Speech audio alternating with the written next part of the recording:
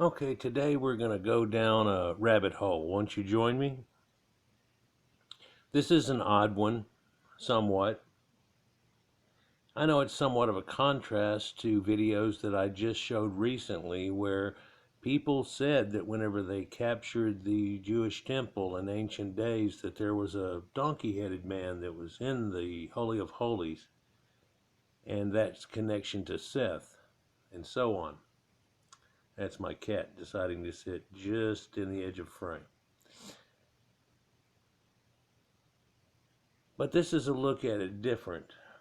Over the years here, I've showed depictions of God being depicted in more ways than one, a storm god, and we can see that reflected in everybody else's pantheon around there, especially Zeus and so on, where these storm gods are Enlil and so on take over.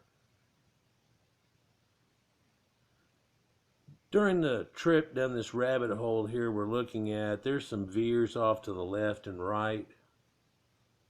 And I'll talk about each one, but I'll try to leave a breadcrumb trail like Hansel and Gretel or a bit of thread like in the labyrinth so I can easily get us right back to where we were and continue on to try to show you these connections. Hopefully the cat ear there doesn't bother you too much. I'm just keeping the closed caption on because I'm using somebody's picture. The man's name is Mr. Mythos, and he's gone through this same type of thing. I had this pulled up a year ago after the last time we talked about dragons, which we've done about 6 different times, maybe 10, hell. And I've thrown it in at a few different places, haven't I?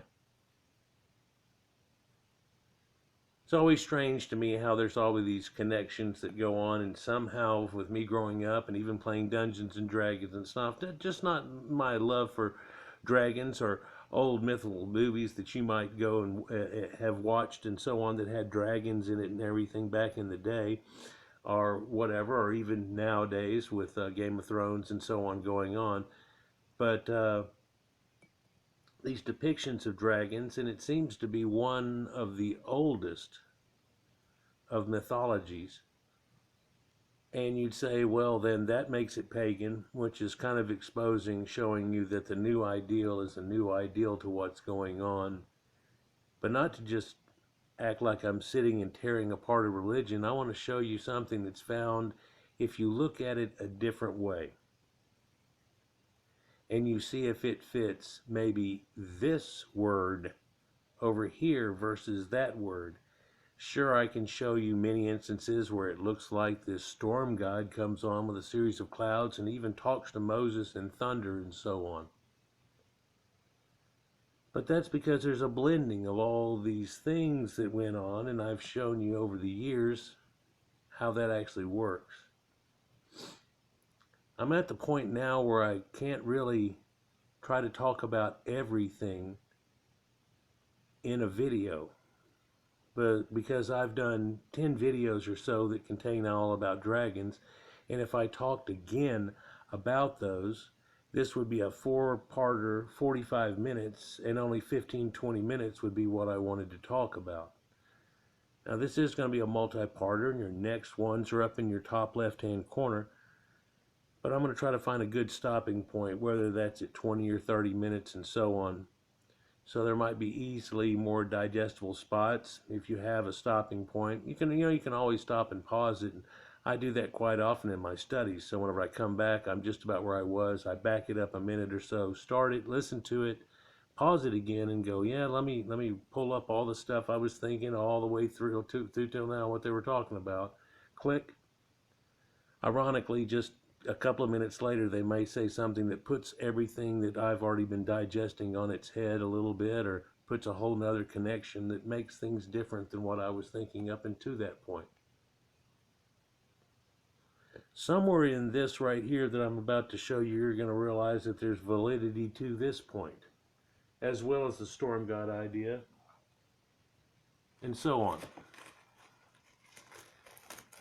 So let's just get into this if we can, and go down this rabbit hole. Grab a cup of coffee or your whatever your beverage of liking is, and your backpack. Take a snack. Knick-knack, paddywhack. Here we go. Okay, if I was to say something like, let's play a game here. What does it sound like I'm talking about whenever these descriptions are given? Later, we're going to go in and show you these descriptions are valid. What if I said to you, it has a long snout and smoke pours from its nostrils?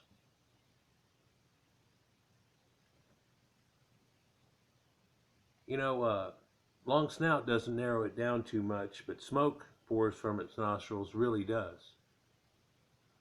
But that's also said about donkeys in the old days too, so there's a weird connection, but also horses. And I can show you where horses are dressed up with antlers, horns, unicorns, to look like dragons, the Tuatha De Danann, and so on like that. And that's an incredible creature that if you ever ride one on a cooler morning and get him running for a while, he's going to start putting out steam, puffing out of his nostrils. The only thing we're missing there is flames and so on like that, and perhaps size, and then he can't really fly, can he? Well, ironically, some of the old tales tell you that whenever they get on the horse, they are literally flying. And one of the descriptions there comes out to a conglomerate word that means flying low. Like basically if a bird was trying to take off and getting going as fast as he can. Or it's also used for that. But there's one description there. Let me get on past this right here to show you this connective, and then we'll try to actually show those in Scripture and other connections that are along with us too. So smoke pours from its nostrils. It breathes fire. It has wings and can fly. Well, is that a bird? Well, it lives inside of a mountain where it hoards treasure. There's definitely mention of hoards of treasure with it, or a connective that's hidden inside of a mountain. That box right there might come important here in just a little bit. But lastly, it eats livestock, and yes, you're hearing this right whenever I say it, for he also eats female virgins too, or takes them with him. Now, hopefully you have some remembrance of all these mythologies that go on, and there's the Kraken, and the idea that they were sacrificing to the Kraken. Is this a water dragon? Is this the idea of Leviathan? Because Leviathan's definitely shown as a dragon, and weirdly, oddly, and I did a video about this, so I don't want to go too deep into it. If you take out two statements, it's actually a crocodile, and people are well aware of it. But if you leave those in, where he breathed fire and so on, and perhaps can fly and so on, this ended up being a flying reptile or serpent type idea, something that has an intelligence with it and all these other connectives. But what you get out of that is a dragon. So definitely dragons are in the Bible. In fact, there's a odd occurrence where whenever you find some of the books that are thrown out of the Bible, one of the ones there mentions Jesus as a baby. They encounter a group of dragons, but they're young dragons, like drakes, if you will. And she sets Jesus down, and he approaches them and puts out his sacred hand gesture, and then they all disperse off. No, it's just a cute little story where baby Jesus refutes the serpents and so on. But whenever I gave you that description there, you had to go with dragon pretty much, but did you get the idea of Yahweh? See, that's the crazy thing, I guess, that you have to add into that, is that those are descriptions that are in the Bible. So I'm going to try to show that to you here with a few descriptions and things that the guy that says this is the God of the Israelites. Yeah, that's the one we're talking about.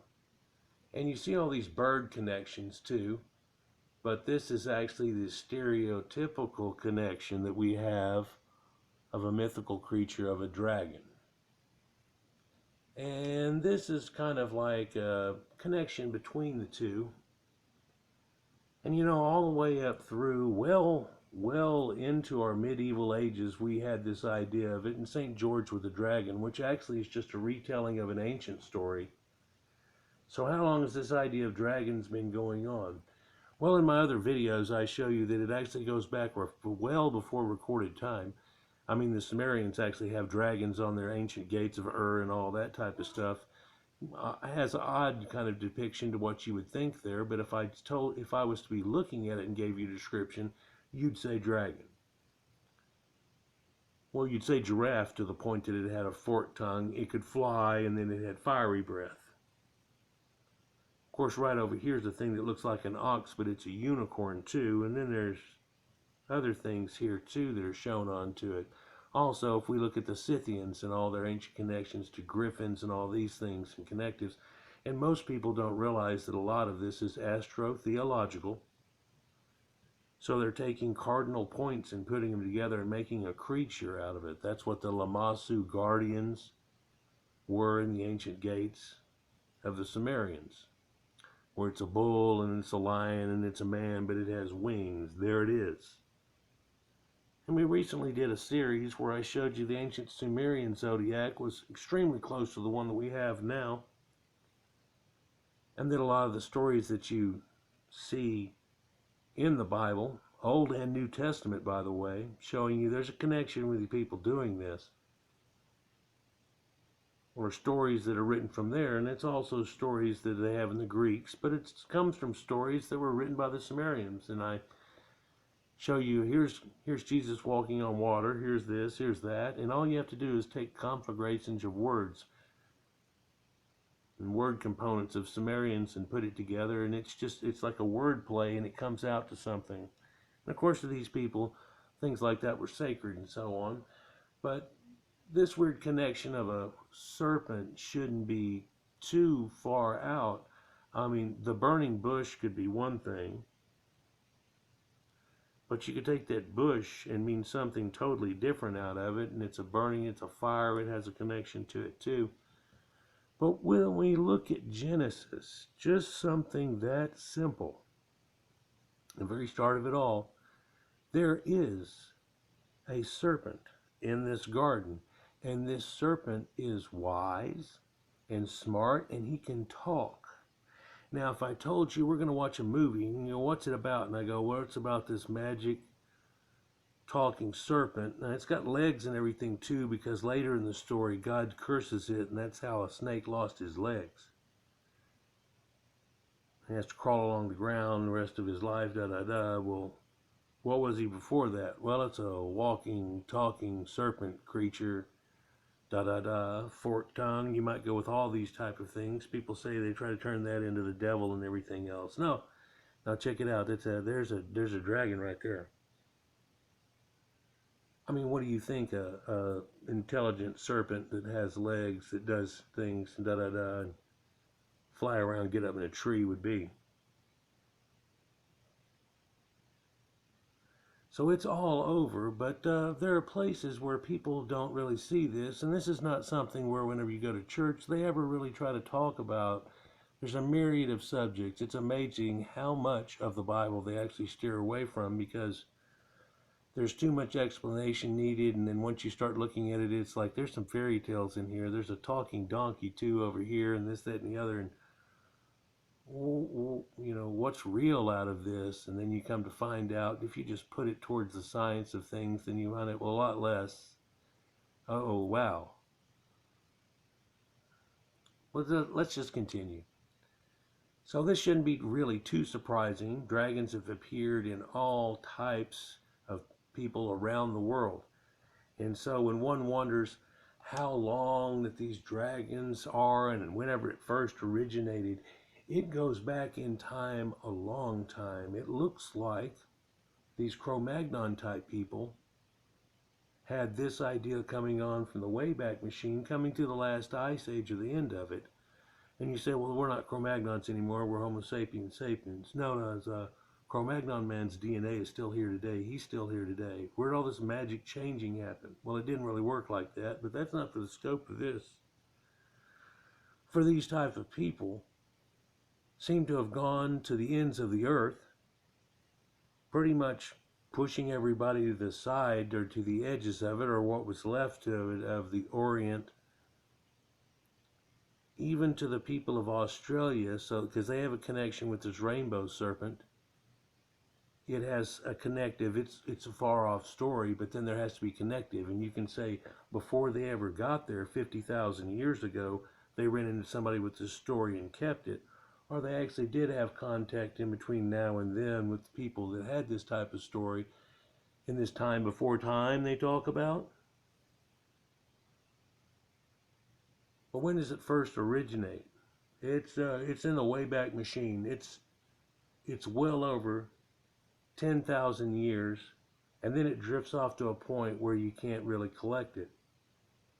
People like Craigenford and other scholars have found that if you trace it back through linguistic and people, there comes to a certain point where it looks like, yeah, it was these ancient Black Sea, Caucasian, Caucasus Mountain people that ended up becoming the Scythians, and then kind of like the Noah story, they branch out, and one of them goes down the Tigris and Euphrates and becomes the Sumerians, and the other go into Egypt and so on, and they have these connectives. And I'll show you where all three of these, which we've already talked about, the Sumerians have a connective, and we, of course, know that the northern type people have this whole dragon thing, and then the connective of how Proto-Indo-Europeans end up becoming the Western Europeans later, and Anglo-Saxons, all that type of thing. But this dragon idea was taken with them, carried through that whole thing, and it's almost that funny everywhere that Mary went, the lamb was sure to go, but there's this dragon hanging in and around, pretty much tagging along. And where you have these concepts of ideas of whether or not a person did one thing, here we have a mythological creature that looks like somebody's talking about dinosaurs or something. What's up with that? Well, stay with me here as we go down the rabbit hole. Here we go. We'll keep going. What can we find? How deep does it go? Well, dragons have a tendency to end up being worshipped as gods, don't they? Some of this I'm just going to set about some presences that we understand about a dragon, which might have a correlation to a god. Check it. Dragons are a tendency to be worshipped and stuff, You can think about the Tolkien idea in Smaug and how he has all this gold and these things come on and he's real smart and you don't want to piss him off and all these things happen. Given sacrifices and all this type stuff. But they definitely have this tendency to be worshipped as gods. Well, God does too. But there's a lot more to it than that. Archaeological evidence shows that the Chinese were doing this too, and it seems to go back at least about 5,000 years, where they used to have something called Long. That's the name that means dragon. Hence, when we found the new Neanderthal type person that was more of a East Eurasian type of Neanderthal that we found recently, this is Dragon Man, and his name was Long, and that's where they get it from, and of course the area that he's found from. So that goes back about 5,000 years, but we know that this story goes back thousands of years before it. And I'm not going to claim right now that all these people got it from him, but before American became Amerindians in the first place, they already had a concept like this too. Before they went over. And then they adopted it from the people that they were attached to after that. So, La Venta, at the very first of Quetzalcoatl in Mesoamerica, in South America, you can see these feathered serpents that are attached to this idea. So a lot of people are connected with that. They understand this idea, but this actually predates them by over 2,000 years. And it's probably a lot more than that. And again, one of the most isolated people in the world somehow had it, of a creator-god situation that goes on with a rainbow serpent. You're probably familiar with that too idea. But a lot of people don't make the connections that in these ancient pyramid texts and some of the earliest ones. In one of the earliest burials that we have with the full-blown thing going on, with all the walls decorated and so on, circa 2400 BC, and it describes this ancient serpent that's there also in Egypt. It's the same thing. It's an incredible creature. It's described as a giant serpent deity known as Denwin. Now, another astro-theological connection to all this is that Draco used to be the pole star. You know what I'm talking about? Okay, so Draco is a dragon. I think that you're probably aware of that too, and even by its name. But there's another serpent too that's going on here. There's at least two dragons going on, i.e. the Tiamat Bahamut idea, if you will, and so on. And there's this Ophiuchus. It's a zodiac that's not used. That would make it 13. It's not the sacred 12 of the Sumerians again.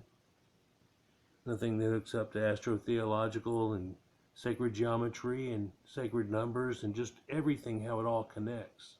I've shown in other videos. But Ophiuchus is a man wrestling with a serpent. And let me just poke this in here. You know, whenever Jacob and Esau, and they have their deal, and then Jacob steals the thing from Esau, and he's all running. Anyhow, they end up making it to a river. And of course, there's the thing with a river god that goes on there, but he wrestles with God all night. Well, that's a story that, like I said before, can be shown as something that's written in the stars. And there it is right there. There's the man that ends up wrestling with it. Oh, it says here he wrestles with either an angel or a god. Well, surprise, in the zodiac that can be utilized at that point going around, that's the man in the serpent situation. Oh, that'll freak you out too, thinking about that, because the serpent thing is all supposed to be bad and some image about that. Why would the serpent be bad? He has this immortality of ancient Gilgamesh and all these things and stuff. Oh, well, he stole it from humanity, you know. Oh, did he? The snake stole something from us? Did he really? But this Denwin serpent's attached to it. Then they have Apap. And it's kind of well known that there are other winged serpents, flying serpents that bite people and stuff like that, that come out of Arabia and Egypt. And Egypt gets attacked by them sometimes. And then there's a connection to that phoenix that I started the video with. And how long it takes before they end up doing this rebirth thing where they burn and come to ashes and pop back up and something. But then again, if I took that chicken that you find in other videos that I just put out recently, that is a sacred, it's weird, but it's a sacred chicken dragon, the cockatrice, and we look at that idea, if somebody was to give you the description of it or whatever, you'd be like, oh, okay, so that's like a dragon. Whenever it's drawn, it looks like a chicken. But if I wasn't able to use the word chicken and so on off of it and said that, you know, it's just kind of bird-headed beak, reptile kind of thing. It can fly. It does this. Its claws are extremely strong like a lion's. Da-da-da. Next thing you're drawing a lion legs on a bird and this, that, and the other. Whenever the real picture you're trying to give you is something that really looks just like a dragon. There's another freak out. It's coming up in the video presentation here about how, well, sometimes they are kind of like a chicken because they have feathers, and there's stories about that in the Bible, and it says God has feathers. What? Yeah, well, he's got smoke and fire comes out of his nostrils. He's got wings. He's got feathers on those wings. He's got this. Well, it would sound kind of weird if we did that. I mean, even places in Psalms, they talk about how he lifted him out on wings like an eagle and all this type of thing. So next thing you know, he must be some giant eagle creature like the Rock or whatever that from Lord of the Rings, or no, the even bigger form than that the ancient India know about. But they're big enough to pick up an elephant and carry him off. But so isn't that a dragon too? Well, a lot of things are dragons if you don't know what the hell they are. Anacondas are dragons, and they're water dragons, river dragons. And then you have things that like crocodiles, and that's easily one. Monitor lizards and so one can get taken out of hand. But there is a giant monitor lizard like the Komodo dragon. How does it get that name? Let's just continue here, but Egypt's got it hooked up to it too. And it's in the earliest of stories here, whatever. And these flames were so powerful they ignited a massive blaze that nearly obliterated the other gods of the Egyptian pantheon. This is a big list that can go on, but we want to turn around and try to focus back again on the God of Yahweh. So we are standing here at a conjunction, and I'm talking about these things that are all down these tubes that we could go talk about for 30 minutes apiece and come back. But I think it's enough. We're just going to step upon that because I haven't begun to end up making the connections that started off the first of this with. So let's continue. I've only really set a premise, if you will. But he's painted basically as a divine warrior. He rides in the sky quite often, doesn't he? But doesn't he also burn up a place that looks like a dragon attack, fire and brimstone and all that type of thing?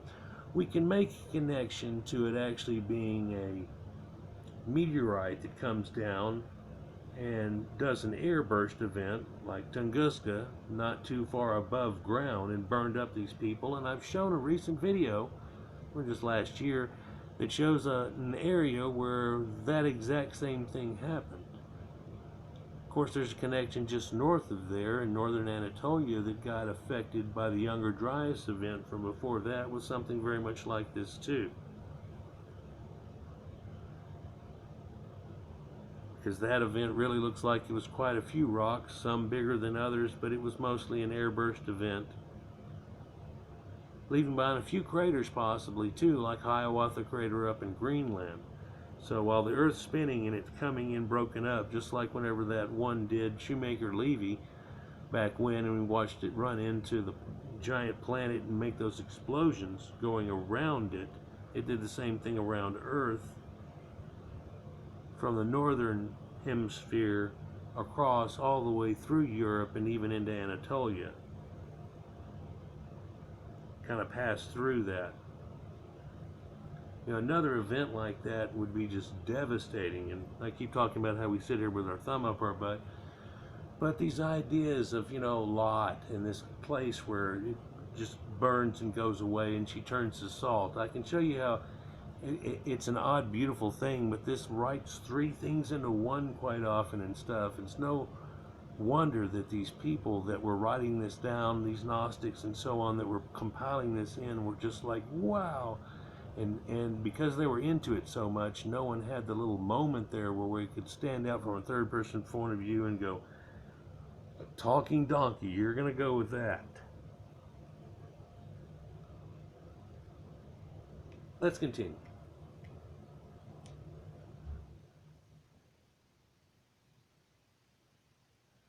So, more often than not in this Hebrew Bible, they use a specific set of things that they try to end up describing God by.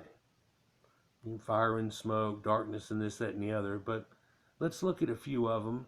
And then we just got that dragon little image, and we're going to put that over here on the table and be looking at that perhaps, along with a few other things, at the same time, and just see if we can make the connections. Because it'll leave you with the idea that maybe this is an incredibly powerful dragon somehow. Now, again, we're going to try to go through this, and we're going to show you in the Bible where God is talked about as having a long snout, that he has smoke from his nostrils, he breathes fire, he has wings and can fly, he lives on the top or in a mountain. He does like to hoard gold and treasure, and he eats livestock and virgin sacrifices. And you don't think I'm going to be able to show you all those things. Stick with me a minute here. We're about in a minute here going to get to the good stopping point where it just sounds like we're making it down a good part of a tunnel, doesn't it? Well, maybe that'll entice you to click on the next part. Will be in the top left-hand corner. But as I show you these things coming up, I want you to be aware of it. And I know I rambled on getting into it, but I think all of that needs to get some flavor in the soup. So you smelled the cooking in the kitchen. Now you came in. Hey, here's a bowl of it. Check this out. So we change now to the top left-hand corner, and we'll go on to part 2. We'll start from this same point where we start to show you these connections in front of you. And if you look at the names right there and the words there, long snout on down, that you go, oh, that's a dragon. Well, there are connections that'll make this to your Bible thing too. Top left-hand corner. Peace.